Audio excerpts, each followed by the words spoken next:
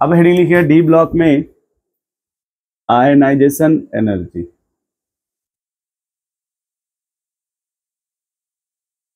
जिसको ब्रैकेट में आई बोलते हैं। लिख लीजिए the minimum amount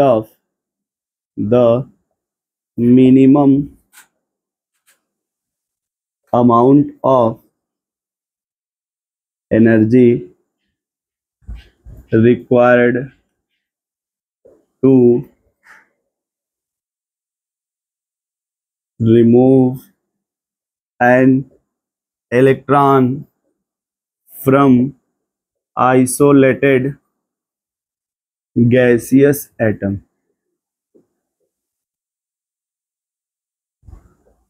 isolated gaseous atom।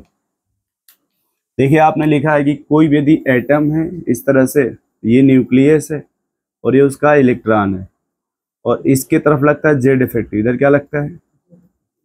यदि आप इस इलेक्ट्रॉन को निकालना चाहते हैं तो बाहर से एनर्जी लगाना पड़ेगा, बाहर से क्या लगानी पड़ेगी, और इसी एनर्जी को बोलते हैं आयनाइजेशन एनर्जी। क्या बोलते हैं इसको, और बाहर से लगा रहे ना आप, इसलिए इसका साइन प्लस होता है। क्या होता है, और जब प्लस होगा तो इसको इंडोथर्मिक बोलेंगे। क्या बोलेंगे आप इसको, सर ये कैसी रिएक्शन से इंडोथर्मिक है। इसको जो डेल्टा एच आएगा वो क्या आएगा, पॉजिटिव। पॉजिटिव ये बताता है कि बाहर से एनर्जी देनी पड़े इलेक्ट्रॉन को निकालने के लिए। बोलिए, बाहर से हीट दे रहे हैं इसलिए इसका साइन क्या रहेगा, प्लस।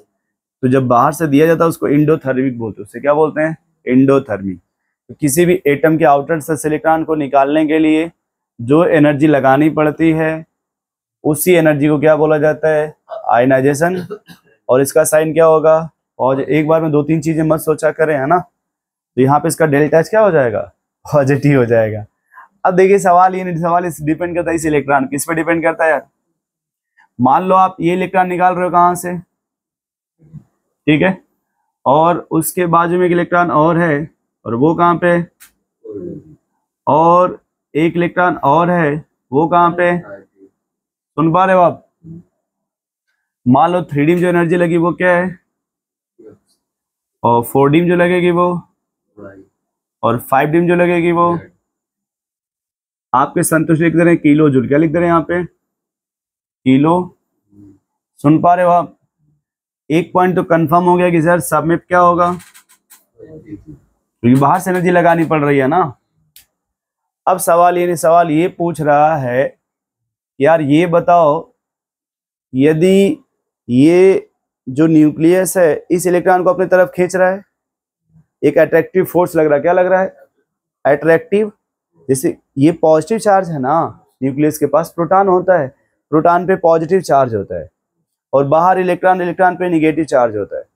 तो जो प्रोटॉन है वो इलेक्ट्रॉन को अपनी तरफ खींचता है, उसी बोलते हैं जेड इफेक्टिव। उसे क्या बोला जाता है।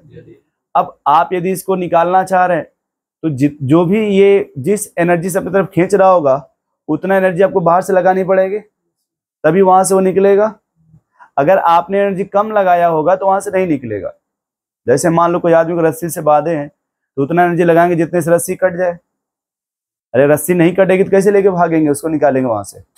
वैसे ही जो एनर्जी, यहाँ देखिए आप जो एनर्जी लग रहा है इसके द्वारा, या जो अपनी तरफ खींच रहा है जिस फोर्स से, आपको उतना एनर्जी लगाना पड़ेगा तभी यहां से निकलेगा। यहाँ पे क्या होता है कि इसकी एनर्जी और ज्यादा लगती है अपनी तरफ, इसके कंपेरिजन यहाँ की एनर्जी ज्यादा लगती है, तो इसके कंपेरिजन आपको यहाँ पे क्या लगाना पड़ेगा, एनर्जी ज्यादा लगाना पड़ेगा। इसके कंपेरिजन पे ये और ज्यादा खींचता अपनी तरफ ये और ज्यादा खींचता है, इसके कंपेरिजन पे यहाँ पे एनर्जी और ज्यादा लगानी पड़ती है। क्या मेरी बात सुन पा रहे हैं, फिर से समझ लीजिए। और ये क्यों होता है, क्योंकि जब यहां से आप यहां आएंगे तो 4f वाले आते हैं। कौन आते हैं भाई, 4f। और मतलब आप सीधे कह सकते हैं कि f ऑर्बिटल आते हैं जिनकी पुअर शेल्डिंग होती है। f ऑर्बिटल की पुअर शेल्डिंग होती है, इस वजह से 3D के कंपेरिजन में 4D का आंसर ज्यादा होता है, और 4D के कंपेरिजन में साइज। अब आप जब अपनी कॉपी बनाएंगे, सुन रहे भैया आप, तो आप क्या करेंगे, इस वाले को थोड़ा हल्का डैश बनाएंगे इस तरह से, थोड़ा इसको डार्क बनाएंगे। क्या बनाएंगे, इसको ऐसा डार्क बनाएंगे, थोड़ा हल्का डार्क, जिससे ये लगे कि यहाँ पे अट्रैक्शन ज्यादा है। अब पूरा डार्क नहीं बनाएंगे, यहाँ पे थोड़ा और डार्क बनाएंगे इस तरह, समझ रहे हैं ऐसे।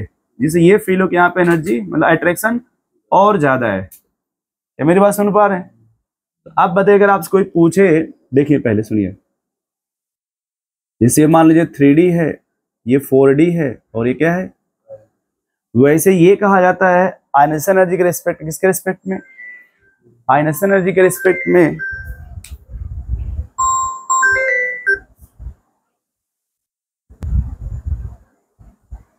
ये देखिए, वैसे ये कहा जाता है आयनस एनर्जी के रिस्पेक्ट में कि अगर आप डाउन द ग्रुप जाएंगे, देखिए इधर आप किधर जा रहे हैं भाई, डाउन द ग्रुप, तो साइज मतलब डाउन द ग्रुप जाने पर आयनस एनर्जी घट जाती है, आयनस एनर्जी घट जाती है, डाउन द ग्रुप जाने पे आयनाइजेशन एनर्जी घट जाती है। समझ पा रहे हैं आप? जब भी आप डाउन द ग्रुप जाएंगे तो आयनाइजेशन एनर्जी घट जाती है, लेकिन ये जो टर्म है ये सिर्फ और सिर्फ एस ब्लॉक में लगेगा। ये सिर्फ कहाँ लगेगा, एस ब्लॉक में। सुन पा रहे हैं आप? जब आप डी ब्लॉक में आएंगे तो देखिए अब यहाँ से इसके कंपेरिजन में एनर्जी, इसके कंपेरिजन में एनर्जी क्या लगेगी, और इसके कंपेरिजन में, तो वैसे अगर हम लोग सोचे तो इधर आने पर घटेगा। समझ पा रहे हैं? लेकिन ऐसा नहीं होता।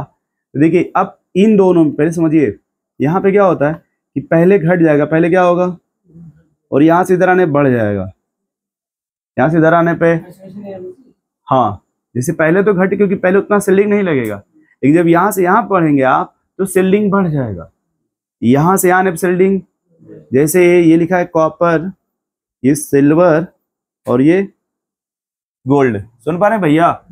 तो यहां से यहां तक आयनसन एनर्जी क्या होगा, घटेगा, लेकिन यहां से जब इधर आएंगे आयनसन एनर्जी आपका, जब आप ऑर्डर लिखेंगे क्या लिखेंगे, तो सबसे अधिक कौन होगा, गोल्ड, गोल्ड के बाद कौन आएगा, और कॉपर के बाद क्या आएगा।